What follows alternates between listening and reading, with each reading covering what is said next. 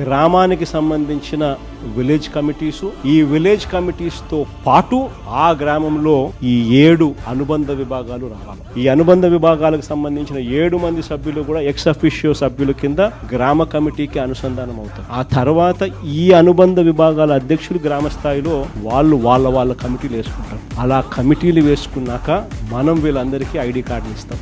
ఈ ఐడి కార్డులు ఇచ్చే కార్యక్రమం సంక్రాంతికి ఇవ్వాలని తాపత్రయం.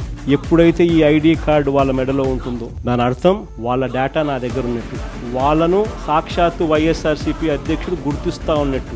ఆ గుర్తింపు ఎప్పుడైతే ఆ గ్రామ స్థాయిలో ఉన్న వ్యక్తికి ఎప్పుడైతే వస్తుందో అప్పుడు ఈ రోజు పార్టీని లీడ్ చేసేది గ్రామ స్థాయిలో అనుబంధ విభాగాలకు సంబంధించిన ఈ అధ్యక్షులు లీడ్ చేయడమే కాకుండా రేపు పొద్దున మన గవర్నమెంట్ అధికారంలోకి వచ్చిన తర్వాత వాళ్ళను ముందర పెట్టి వాళ్ళకు మంచి చేయడమే కాకుండా ప్రజలకు కూడా వాళ్ళ ద్వారా మంచి చేసే కార్యక్రమం కూడా జరుగుతుంది.